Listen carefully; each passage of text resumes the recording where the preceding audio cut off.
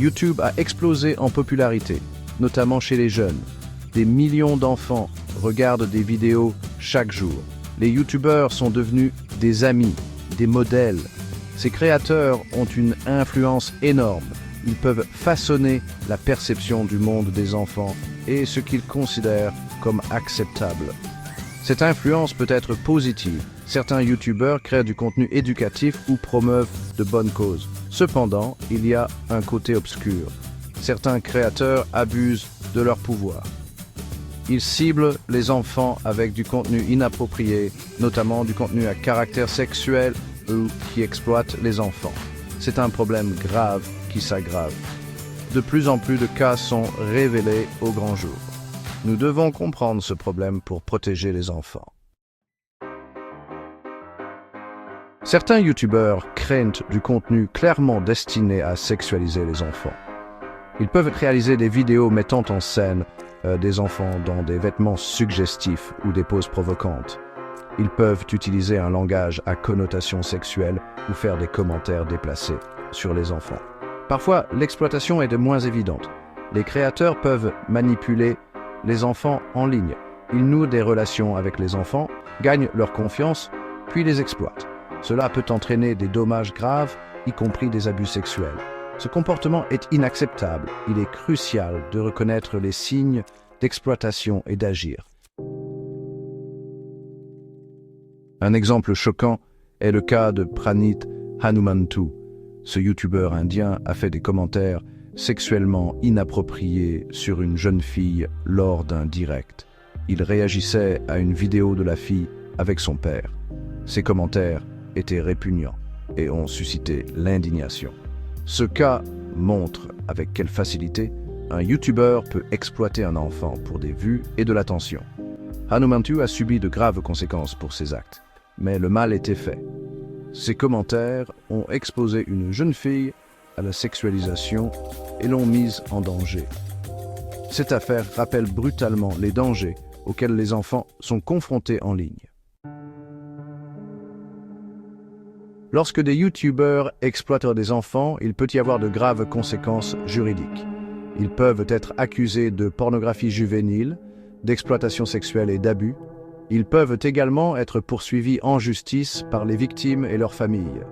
Outre les poursuites judiciaires, ces youtubeurs sont souvent confrontés à l'indignation du public. Leur réputation est ruinée. Les sponsors les abandonnent.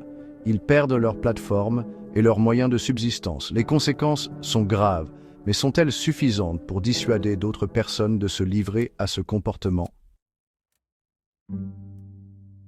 Section 5. L'impact sur les jeunes esprits, une préoccupation croissante. L'impact de ce type de contenu sur les enfants peut être dévastateur. Les jeunes spectateurs sont particulièrement vulnérables à l'exploitation en ligne. Ils peuvent ne pas comprendre qu'ils sont victimes d'abus.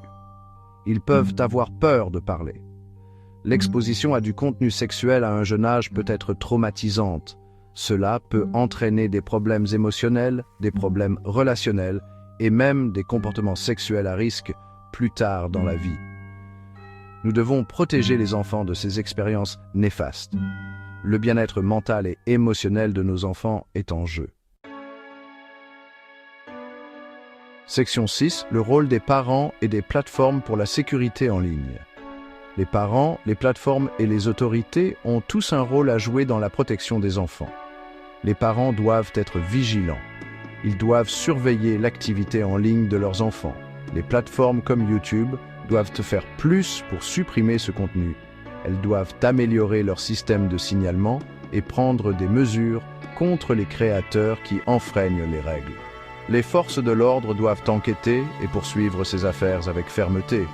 Nous avons besoin d'une approche multidimensionnelle pour aborder ce problème complexe. Section 7. MrBeast. Une étude de cas sur la controverse et la responsabilité. Même les youtubeurs populaires comme MrBeast ne sont pas à l'abri des controverses. Bien qu'ils ne soient pas directement impliqués dans la sexualisation d'enfants, MrBeast a été confronté à de vives réactions lorsqu'un ancien employé a été accusé d'avoir envoyé des messages inappropriés à des mineurs. Ce cas souligne l'importance de vérifier les antécédents des membres de son équipe et d'assumer la responsabilité de leurs actes.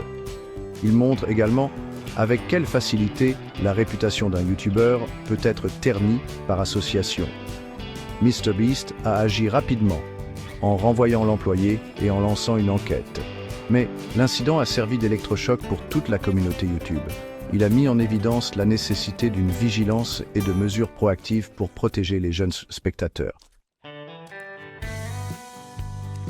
Section 8. Renforcer la réglementation et la sensibilisation. Un appel à l'action. Nous avons besoin de lois et de réglementations plus strictes pour lutter contre l'exploitation des enfants en ligne. Nous devons tenir les plateformes responsables du contenu qu'elles hébergent. Nous devons également sensibiliser les enfants, les parents et les éducateurs à la sécurité en ligne. Chacun a un rôle à jouer dans la création d'un environnement en ligne plus sûr pour les enfants. En travaillant ensemble, nous pouvons faire la différence. Ce n'est pas seulement un problème technologique, mais un problème de société. Nous devons donner la priorité à la sécurité et au bien-être de nos enfants.